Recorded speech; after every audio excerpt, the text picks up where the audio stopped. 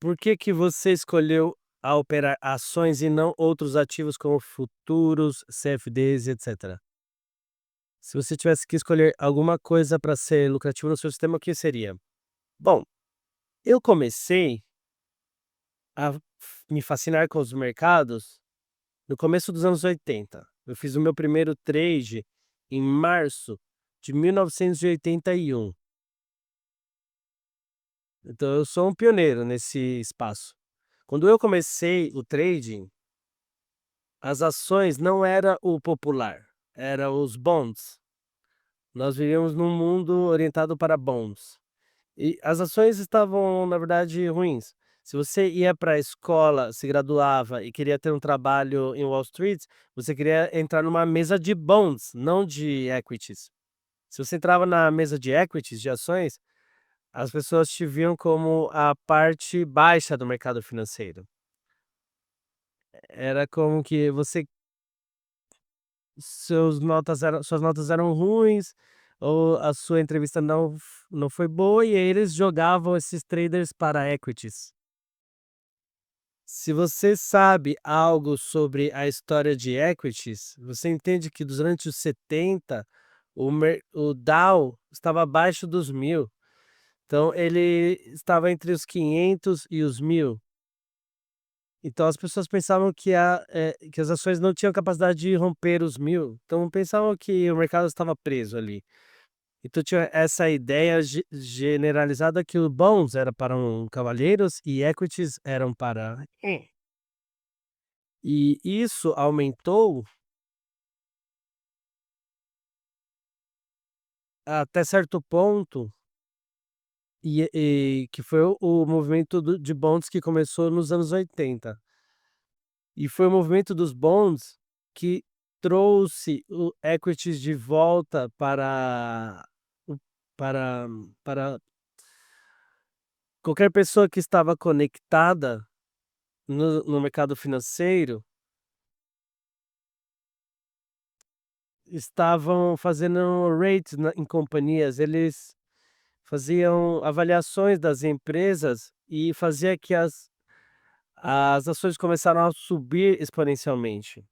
Lembra, nós saímos de uma ação dos anos de uma década onde as ações nos anos 70 não podiam romper os 1000 nos Dow Jones, não tinha movimento, não tinha volatilidade, mas o movimento dos bonds nos anos 80 trouxe o movimento para as ações também.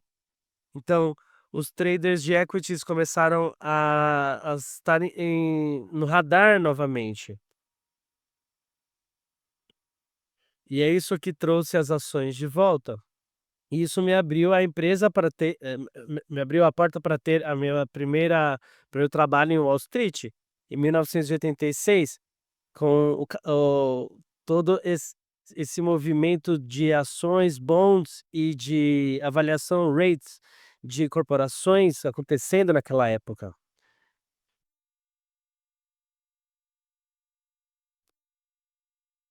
Então eu lembro no começo dos anos 80, que foi quando eu comecei, que era um momento muito animado para estar em Wall Street, porque por uma década as ações estavam mortas e elas nasceram de novo. E eu não estava vivo quando elas estavam em movimento, então eu comecei num bom momento para as ações, e estava tudo quente, estava legal, tinha muito movimento. Eu fico feliz que eu tenha começado nessa época. E vocês precisam lembrar também que Forex não era disponível para indivíduos, era um mercado predominantemente para bancos centrais, bancos e países, bancos centrais. Então, eles que estavam no Forex. O Forex não foi acessível ao indivíduo até décadas depois. Os O mercado de opções também era muito jovem. As opções começaram, nos anos 70. Eu comecei nos anos 80, ou seja, que era também o mercado bebê. Então, Somente os institucionais, os profissionais que operavam as opções realmente. Então você tinha 2 escolhas predominantes para quando começar equities e bonds. Eu não tinha conexões para entrar na mesa de bonds, senão eu teria terminado como um trader de bonds, mas eu sou muito feliz que a minha jornada começou em ações, porque eu acredito que operar ações é o melhor mercado no mundo para trading de curto prazo, e eu acho que o pior mercado para operar de curto prazo é, o mercado de criptomoedas hoje em dia, porque eu acho que isso é muito aposta. Não que eu não acredito nesse mercado, não entendam errado, mas para day trading eu acho que não vale a pena.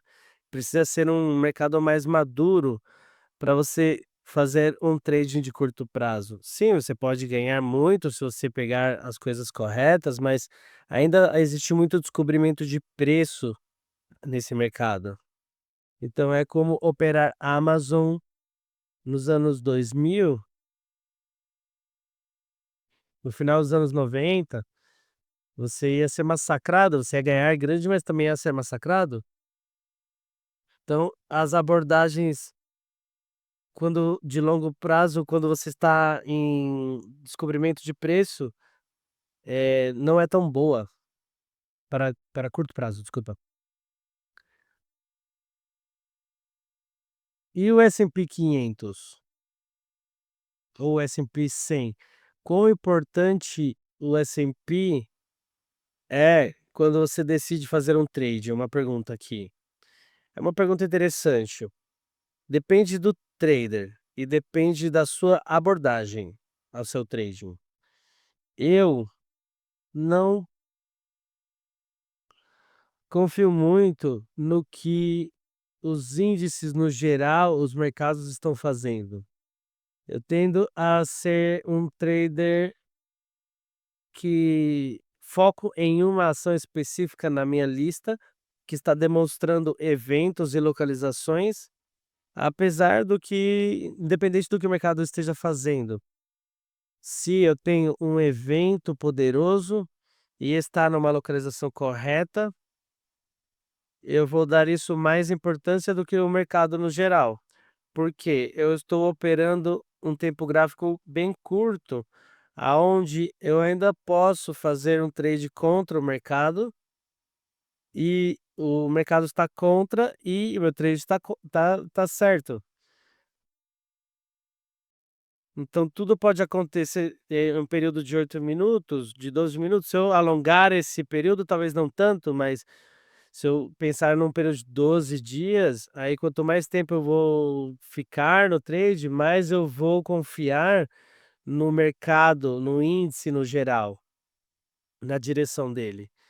E para os meus trades, eu quero, se é de longo prazo, eu preciso que eles estejam alinhados com os ventos do mercado. Mas quando eu diminuo o tempo gráfico, num curto período de tempo, não é tão importante, porque um trade ele pode ir contra o mercado em um período curto de tempo e com bastante regularidade e num tempo gráfico menor e num tempo gráfico maior não tanto. Então, quando eu estou fazendo trade macro, com certeza eu vejo o mercado, a direção do mercado.